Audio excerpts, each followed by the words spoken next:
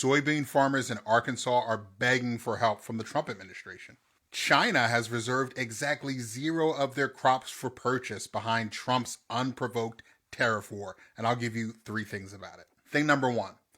Oh, now y'all want socialism. I get it. Handouts for white farmers, good.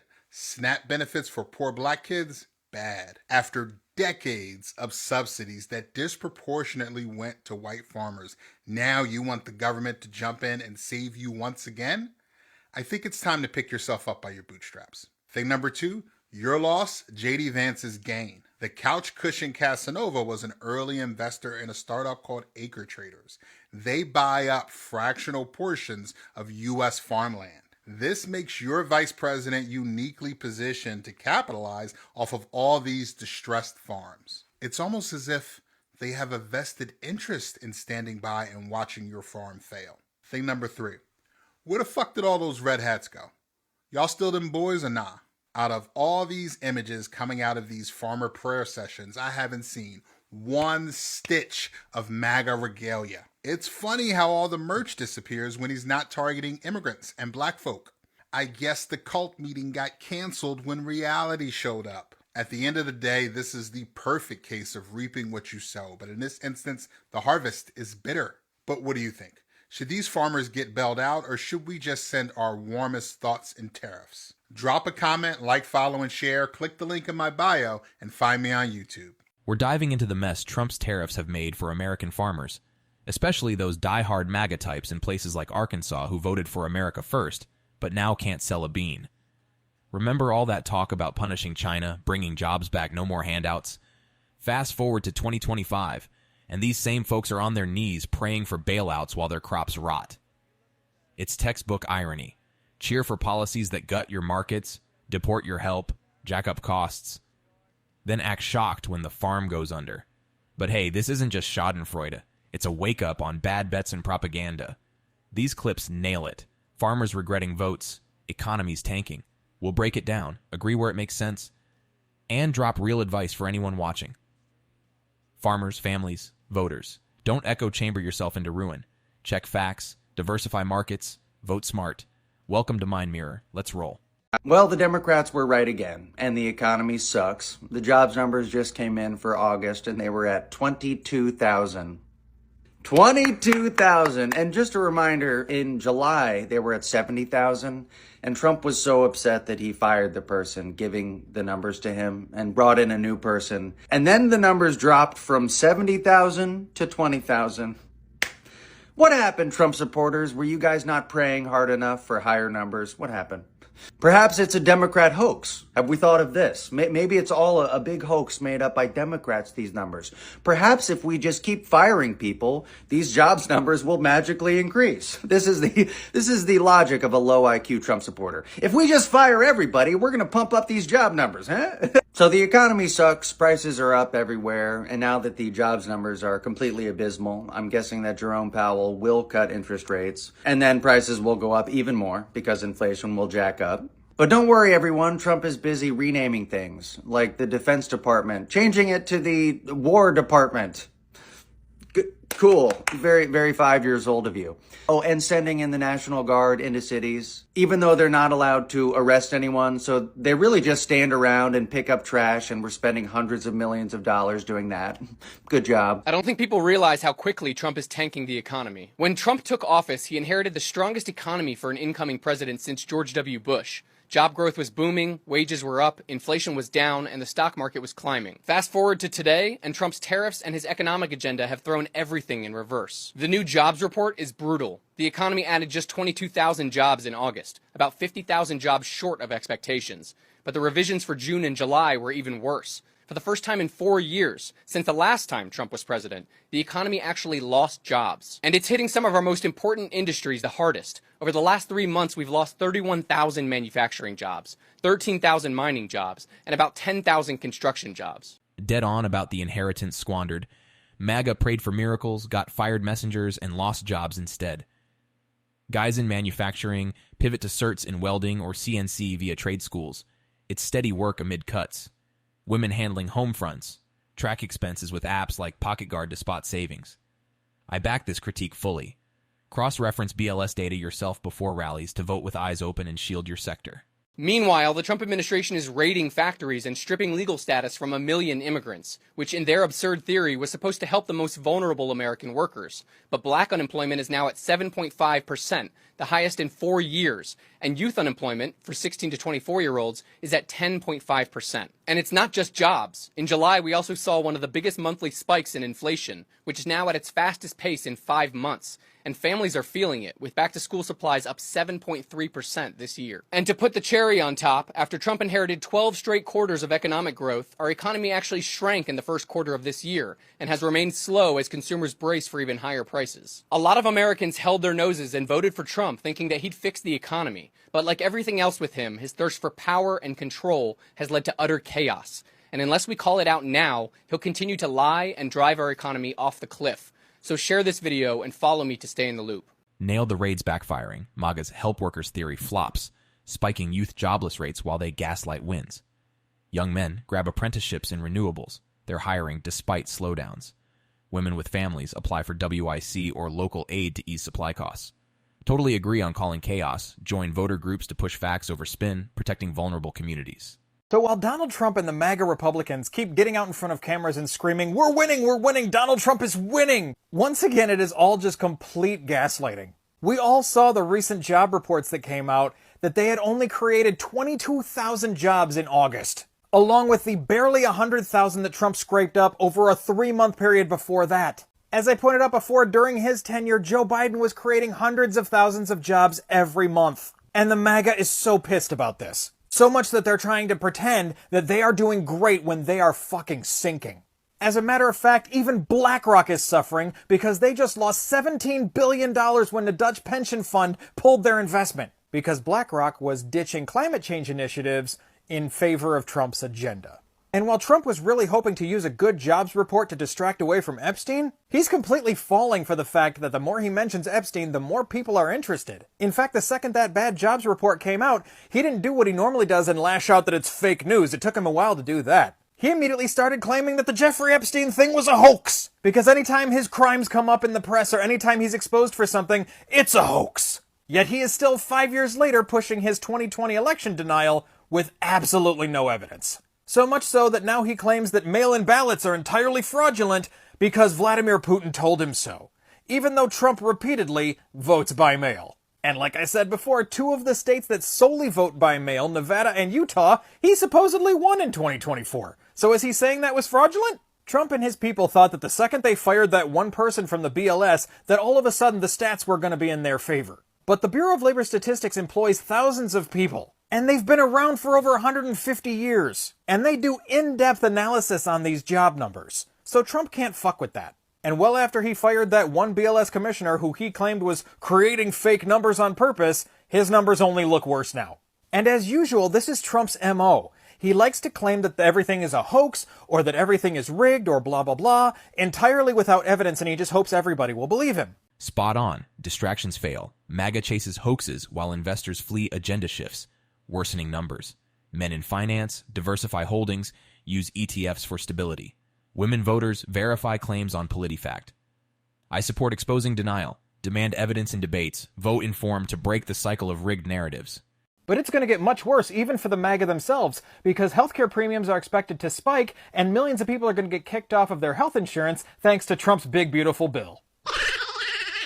And once again, his bullshit crybaby tactics do not match the facts. In fact, Rolling Stone put it best. The jobs data the Trump administration used to signal a scandal was neither historic nor evidence of corruption, because you would need some kind of evidence to back up your bullshit claim, and Trump has nothing but feelings and lies. And while we had the best economy in the G7 under Joe Biden, creating hundreds of thousands of jobs a month, Trump once again got in power, and he's immediately flushing everything down the toilet. And he has nobody to blame anymore, because he fires people and his numbers only get worse. And he can't blame Joe Biden because Joe Biden's job growth numbers and GDP were infinitely better than Trump's in either of his terms.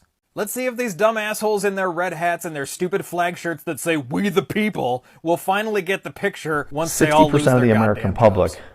is about to lose everything they have.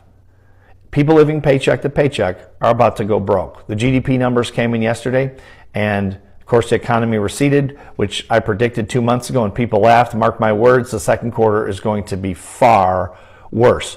Tariffs on Chinese products at 145% are about to kick in, which means everything you buy from China on Amazon or elsewhere is about to go through the roof. Grocery store shelves are starting to empty at Walmarts across the country, and of course grocery prices continue to soar. People who have been financing groceries on credit are starting to default on those payments. We are about to see an economic catastrophe. If you're in this 60% that has little or no money, please stop spending money. Protect your family. Trump does not care about you. Even if you voted for him, he's a billionaire. He won't suffer, but you and your family will. Please protect yourself. 60% of the American public is about to lose it. Right, health hikes loom. MAGA's tactics ignore facts, flushing gains while tariffs empty shelves. Paycheck families freeze non-essentials. Build $500 emergency funds first. Men negotiate debts. Women bulk shop generics. Agree on protections. Lobby for premium caps. Vote for evidence-based leaders to avert catastrophe. This is Donald Trump's America. Everyone needs to see this video. A mother of two is begging for help as she cannot afford to feed her children and pay her mortgage off anymore. It's truly heartbreaking and shows the reality that millions of Americans are living in right now. As soon as the money hits their account, it's instantly gone. We are a family of four. We have 2 kids. How are y'all surviving? Because I'm not. I got paid today, and it's gone. Goes towards the mortgage, cell phone bill, gas and electric, garbage, everything gone. The worst part is she works 40 hours a week, her husband works 50 hours a week, and they still can't even afford basic necessities. She says each month they have to decide between a grocery trip or paying the mortgage because they can't do both. Here's a powerful quote from her saying, "The people that don't have kids are barely surviving. I am not surviving. Your money is gone. There's nothing you can do. You just have to ride on this floating rock and spend." This right here is a very important part of what she said. Unless you're a rich elite, you're effed, and she's absolutely right. She then goes on to say that everybody needs to unite because it's very important we all speak out against this corruption. And I hate to be the bearer of bad news, but it's only going to get worse under Donald Trump's leadership. Everything that he does is focused around helping the elites and hurting the rest of us. That is his entire playbook. Here's a very simple analogy. Donald Trump is a billionaire, an elitist. Imagine he's on the red team. And imagine the blue team is the rest of America, the 99%, the working class. Why would anybody that's on the red team help the blue team out in any capacity? Obviously, he's going to help out himself and his team at the expense of us. America's economy is losing over and over because of Trump's shambolic trade war. I mean, it was really stupid to say to the #1 country that buys the very few things that we make, fuck you. Well, now they're saying no, fuck you. Heart-wrenching reality check. MAGA's elite playbook leaves families choosing food or roof, while trade wars flip buyers. Working parents seek utility assistance programs. Meal plan with cheap staples. Women like her unite via online forums for advocacy. Men, overtime where possible. Support uniting? Organize petitions against corruption. Turning pain into policy change for the 99%.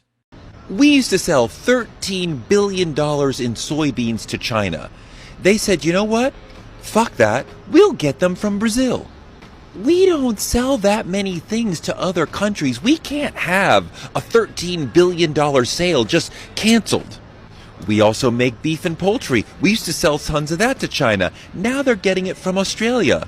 That's another one of the very few products we make and sell overseas gone. That's billions of dollars out of the American economy. We used to sell liquefied petroleum gas to China. Now they're going to get that from the Middle East instead of us. I'm not saying this is going to happen. They've already canceled their orders and started getting their things from these other places.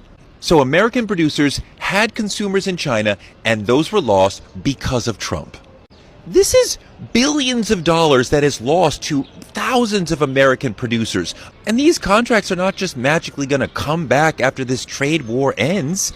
You have damaged the American economy for the long term. Good job, guys! American manufacturing has now shrunk for the 6th straight month, a troubling sign that Trump's tariffs are taking a heavier toll than many anticipated. Factories are slowing production as trade barriers choke supply chains and raise input costs. Economists warn that this prolonged downturn isn't just a blip, it points to deeper structural problems created by Trump's protectionist policies. Tariffs, billed as a way to protect American jobs, have instead driven up costs for manufacturers, forcing some to cut workers and others to delay investment. The ripple effect spreads beyond just factory floors. hitting freight, shipping, and consumer prices. Exactly. Lost markets sting. MAGA's tough stance cancels billions, shrinking factories long term. Producers scout new buyers through export councils. Men in ADG form co-ops for leverage. Women managing ops apply for trade adjustment aid. I back the warning. Monitor global trends, adapt strategies to reclaim economic footing without magic fixes. Historically, manufacturing has served as a bellwether for broader economic health, and 6 straight months of decline suggest worse times. Unless trade tensions ease, the restrictionist policies meant to strengthen American industry are the very ones holding it back. All right, once again, Kamala Harris was right when she warned us that Donald Trump's economic policies would destroy the economy. Take a look at this clip. During the debate, she said, quote, 16 Nobel economists are saying that Trump's plan would increase inflation and invite a recession by the middle of next year. Trump and Republicans laughed it off. They said Kamala Harris was wrong. She was being hyperbolic. She was being exaggeratory. She was exactly right.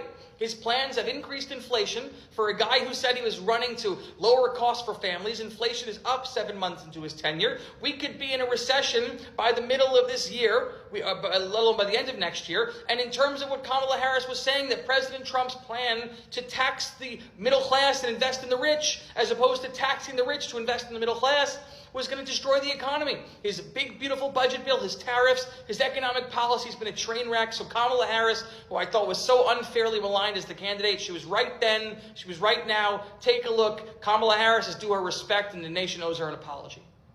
What Goldman Sachs has said is that Donald Trump's plan would make the economy worse. Mine would strengthen the economy. What the Wharton School has said is Donald Trump's plan would actually explode the deficit.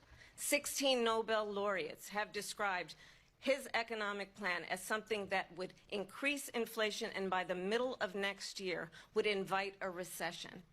A recession happens every time a Republican enters office, and it's now reported that there's more unemployed people than there are job openings in America. And the unemployment rate for adolescents aged 16 to 24 has reached 10.5%. If you're struggling to find a job, I promise you're not the problem. Vindication for warnings. MAGA laughed off experts, now face recession signals and youth unemployment spikes. Jobless youth build portfolios on GitHub for tech gigs. Men target logistics roles. Women healthcare aides. Agree on respect due. Study economist forecasts. Advocate for middle-class taxes to reverse the wreck.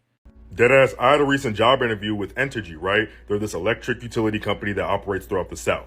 I make it all the way to the final round of interviews. And then the interviewer at the end says, hey, we'll let you know within a week whether or not you got the job. Cool. Fast forward 2 weeks go by, I don't hear a word from them. So I just send a nice follow-up email, pretty much just asking for an update. Y'all, they tell me, actually, our entire interview panel loved you. You were our first choice candidate. However, in light of recent economic policy and a change in management, our department is going on a spending freeze, meaning no new hires. Y'all, and fortunately, I had other job offers, but I was still pissed because it's they were my number one. Well, pretty much all 50 states are starting to see job cuts and slow down in economy and money spent because of Donald Trump's cuts. They also are starting to see prices rise in their states. Why? Because Donald Trump made these massive budget cuts, signed the big, beautiful bill, and the tariffs. Doesn't matter if it's a blue state or red state. Every state is starting to hurt. They're paying more, and they're losing jobs. They're losing people, and they're losing money. Why? Because Donald Trump signed all these executive orders, and the economy is in a recession. What do you think was going to happen? Donald Trump told you exactly what he was going to do. And now red states, blue states, purple states are saying, hold on, we can't have this. We're losing jobs. Our economy's going down. We're not getting federal funding. We're not getting any help. They're realizing Donald Trump isn't for them. And all these federal budget cuts, all these tariffs are ruining these states, costing them millions and some billions of dollars, and they can't handle what Donald Trump is doing. Freezes from policies hurt. MAGA's cuts unify state pain. No escapes. Job hunters follow up persistently, diversify applications. Women in South network at industry events, men freelance temporarily. Support the realization, push state reps for funding restores, turning awareness into local recovery. It's not just a jobs report that came out today that's showing we are at a critical mass, that we are on our way to an economy that may be the worst in history, that plummets so drastically in such a short amount of time that no president has been able to accomplish this anywhere on the planet. It's all the billionaires and all the business leaders who are all saying we are in a recession. It's all of the stockbrokers, all the Wall Street types that are hearing Fox News say that the stocks are record-breaking, doing record-breaking highs. They're looking at the numbers underneath the numbers, and they know this is really, really bad. So what does the Trump administration do to distract their base? Well, let's have Donald Trump sign an executive order renaming the Department of Defense to the Department of War. Why? Because the Trump base is salivating to take down woke. They're like a bunch of hungry dogs that'll eat anything up if it means taking down woke. They won't look or see anything else but that. And it works. Let me tell you, listen to this. An estimated cost for renaming the Department of Defense to the Department of War is expected to be in the billions of dollars. To change the name of just 9 military bases, which we did in the past, was $39 billion. This massive expense is due to the logistical and administrative overhaul required to change the names of hundreds of agencies, update official documents, replace emblems and signage across various military installations and equipment, and rebrand countless other materials and systems. Tens of billions of dollars to do this. At this point, we can't just blame this regime. We can't just blame an orange turd who never ran a business that didn't go bankrupt. In history, we're going to look back at all the Trump voters who put them in office. So if your shifts are being cut, if jobs are being cut, if your company is shutting down, blame a Trump voter. If you're getting kicked off of Medicaid, if your insurance company is dropping all the Medicare plans because the price of prescriptions have gone up because of this administration, blame a Trump voter. If your school is hemorrhaging, no money to properly educate your kids, departments are being closed, and you name it, blame a Trump voter. The list goes on and on. That's how I feel. Critical mass indeed. MAGA distracts with costly rebrands while experts signal disaster. Voters own the cuts. Impacted folks appeal healthcare drops. Use generics. Parents PTA fundraise. Men and women blame productively. Vote midterms for accountability. Redirect waste to real needs. When you fire people, of course unemployment rises. When you make people scared to work here by sending your goons to job sites, of course unemployment rises. When you deport massive amounts of people, of course unemployment rises. And when you put tariffs on the economy that just raise prices on everybody, of course unemployment rises. Like, this is what everyone said before even Trump got into office, not because they hate Trump, but because it's obvious. When you hurt the economy gets hurt. But Trump's unwilling to accept this fact. And when he saw that, we had fewer jobs than we thought we would have, well, he wasn't willing to accept that fact. He'd rather have alternative facts. So he fired the head of the BLS. This is bad.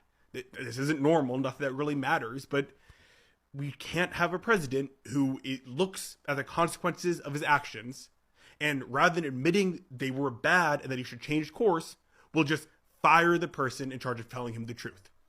Trump has bad economic policy. Promises betrayed. MAGA's actions obviously spike joblessness, firing truth tellers. Workers update skills online. Coursera free trials. Guys facing layoffs union join. Women gig economy apps. Back FAFO. Admit errors. Course correct with data-driven choices for economic rebound. Buzzy B. Teacher here, political satirist.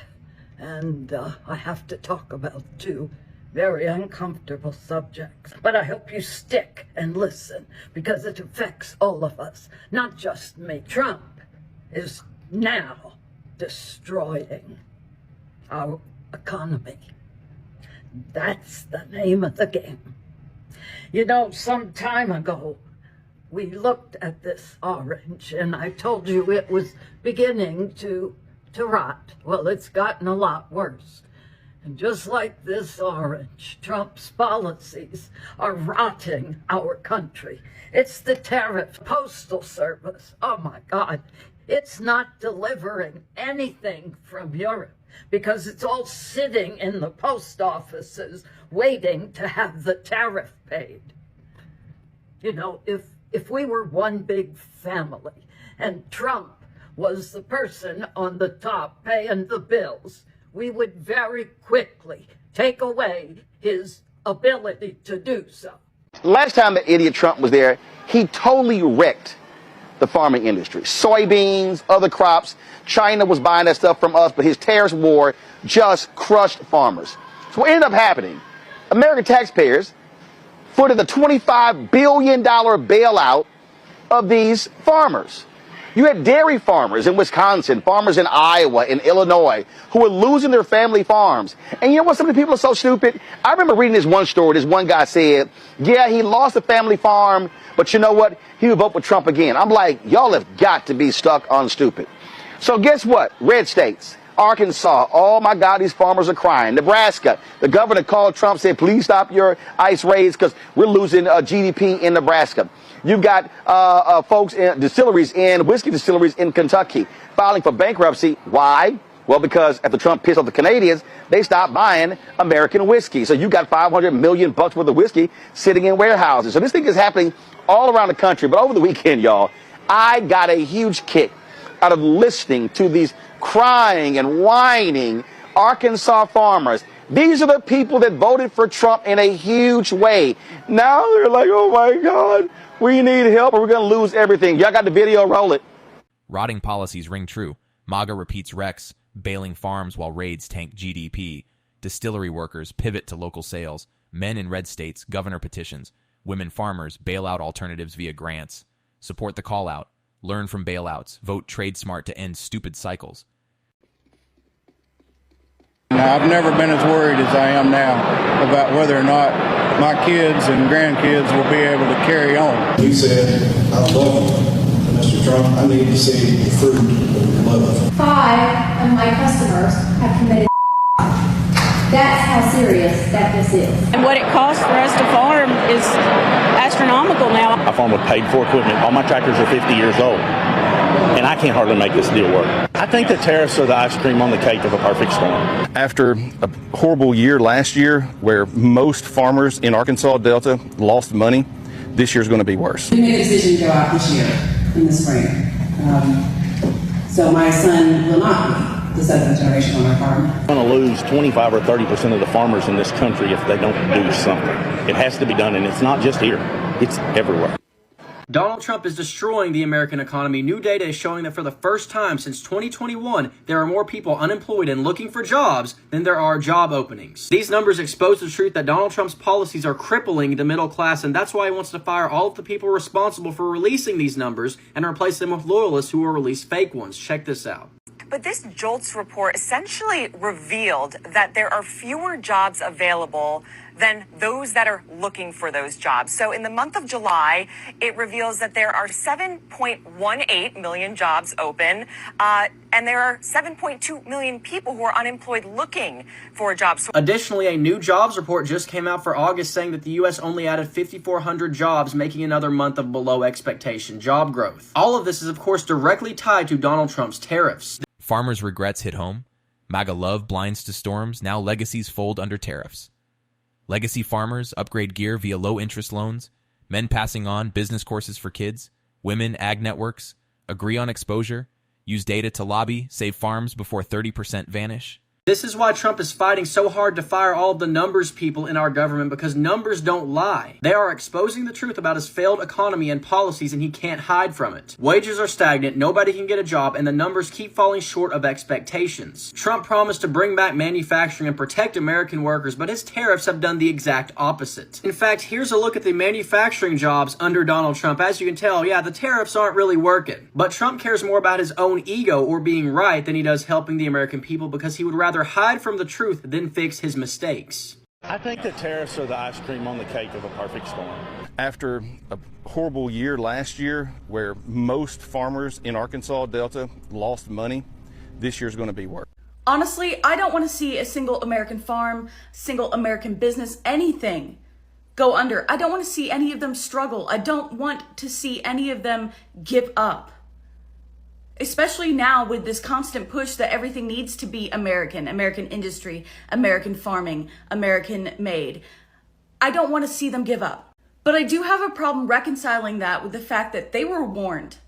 They were warned by top economists that this would happen. They were warned that the policies that would be set in place would harm them. They just didn't listen. And I'm not just talking about farmers. I'm talking about people who own small businesses that didn't take into account what tariffs actually mean. And now that the de minimis exception also no longer exists, it's going to hurt small businesses even more. It's going to hurt everyone even more. I don't want to see generational farms and small businesses struggle. I really don't. As much as that FAFO trend is trending, I really don't want to see people struggling. And that's the reason I voted the way I voted. And there are people who did vote the same way as me that are struggling. And I hate the fact that they were thrown under the bus by their contemporaries, especially in the farming industry. A good bulk of farmers voted for what is happening, though they didn't realize, they didn't connect the dots. They didn't listen to top economists. They didn't listen to statistics and data. I don't want to see any of this, but I'm angry. I'm so angry. Ego over fixes. MAGA ignores warnings, lets farms and biz crumble. Owners heed economists, audit tariff impacts. Women entrepreneurs, SBA resources. Men diversify products, support compassion, connect dots next vote, collaborate to bolster American-made without harm. I spent most of this winter in South America. I just got back in the other night, and I want to relay this message to all our friends and government officials and people we worked with all over the world. I want to tell you the same thing I told the South Americans the other night. Please do not come to the United States. We are not the same country we were 4 months ago. It is not safe here anymore. They can pull you off the street. They can detain you. They'll do God knows what to you. They're doing it to our own citizens. They will do it to you. Please do not support American products. Don't buy American. Don't vacation here. I'm very sorry to say this, and I want to apologize on behalf of all rational Americans in this country who are fighting Trump tooth and nail with everything we have. We're sorry. We're doing the best we can to get rid of this guy. And all his crooked cronies, but we're having a very difficult time doing it. We handed him the keys. An ignorant populace handed him the keys to this kingdom, and we're finding it very difficult to even slow him down, frankly. I think America's done. I hate to say that, but I don't know how This ICE raid at the Hyundai plant is problematic for a lot of reasons. Let's talk about it. This is going to have disastrous effects on the surrounding area to this super plant, the state of Georgia, the country. That's just economically. When it comes to the world stage, South Korea was an ally. So let's back up a little bit. South Korea has a super plant in Georgia. It is the largest foreign investment in the state of Georgia's history. And Georgia has a lot of money in it. So this was an investment by South Korea, and they had 475 nationals working on this plant. ICE did say that they detained 475 illegals. We do know a majority of them were working on valid visas. So let's talk about how that's going to affect the economy, not just in Georgia. Anger valid, raids disastrous. MAGA hands keys, scares allies, tanks investments. Global allies, vet U.S. ties carefully. Men in plants, skill cross-train. Women, advocate safety. Agree on apologies. Fight raids locally. Rebuild trust to save economic inflows. I don't talk a lot about my career. I am a nonprofit professional. I do go into a lot of plants. I go into a lot of plants, warehouse centers, factories, distributions, and I love that part of the job. I love seeing plants and how they operate. I always ask for a tour because it's just amazing. So I go into a lot of rural areas. Did you know in Deckard, Tennessee, did you even know that was a city? There is a Nissan plant there. there is a Nissan plant. So this is happening in small rural communities around the country where we have foreign investments in those communities on a larger scale. I was in Clarksville the other day and I met people from LG, foreign company here. I go into these companies and I ask, hey, so how many nationalities are represented at your company? How many languages are spoken? I hear a lot of things, Japanese, Korean, Vietnamese. These are companies, large international companies that are investing in our local economies. It's not just, investing in the US's economy. They're investing in our local economies because they are bringing people in, they'll bring in jobs in for one. They are also using our labor, our U.S. labor to build these plants. They are putting money into our economy. They are using our power. These companies bring over employees. They bring over skilled employees to do the jobs that most of the times Americans cannot do. So it's not like they are taking jobs away from Americans, because I can guarantee you, I have been to a lot of plants, a lot of factories, and there are foreign nationals there, but they are not doing all of the jobs. They are doing the very skilled jobs that Americans cannot do, creating a lot of jobs for Americans at these facilities. They are putting money into our local economies, our state economies, our U.S. economies. And let's talk about the fact that Hyundai is South Korean. That's supposed to be one of our allies. They have had to send diplomats over to handle this situation. South Korean nationals. What does that say on a larger scale to these other companies? I live in Middle Tennessee. We have 2 Nissan plants here in Middle Tennessee. What does that say to Nissan? Is North American headquarters is in Nashville, Tennessee. What does that say to them? We are a red state. If they don't feel like their company is safe here, what's going to happen? We've already seen what's happened with American companies and the tariff situations. You look at these big companies like Jack Daniels is made here in Middle Tennessee. They had to lay off a lot of people. And this is a company that has always been a very secure job for their local community. That's not the case anymore. Investments in rich locals. MAGA raids repel skilled influx. Trigger layoffs in secure spots. Rural workers, tour plants, learn ops. Women in nonprofits promote diversity. Men upskill for specialized roles. Support the insight. Safeguard allies. Foster safe environments for job-creating investments. I look every day and I see companies with mass layoffs here in Middle Tennessee, here in Tennessee in general, and it's disheartening. But when we're taking away jobs from these foreign nationals because of their company's investment in our economy, it's not helping our job situation. They are not taking jobs that normal average Americans can do. These are highly specialized jobs.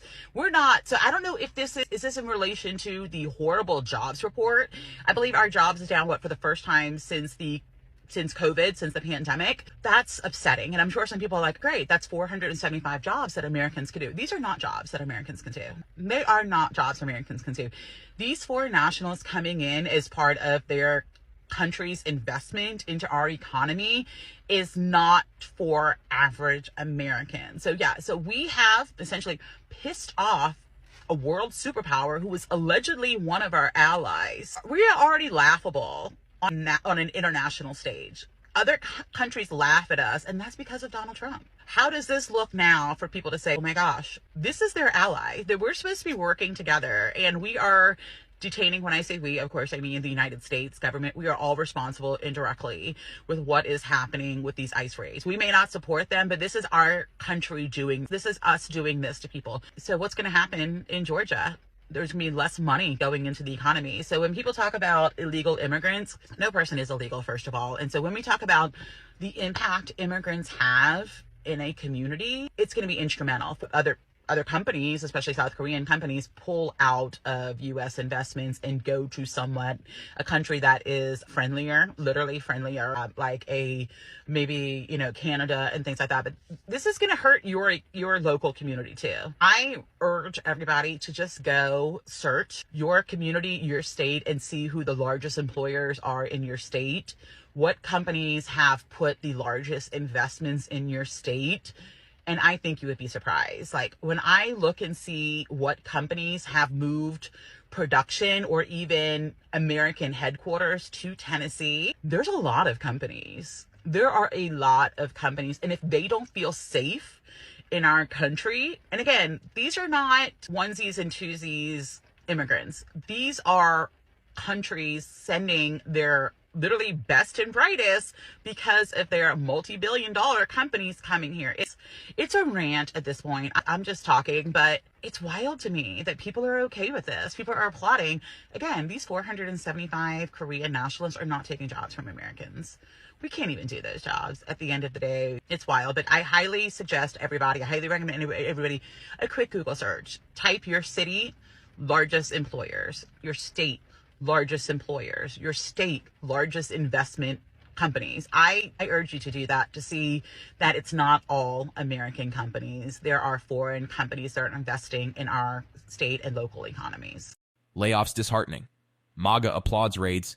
Mrs. Specialized boosts risks pullouts. Communities Google as urged, engage employers. Men and women support immigrant impacts. No one's illegal. Advocate friendliness. Secure investments to bolster local jobs without wild misconceptions.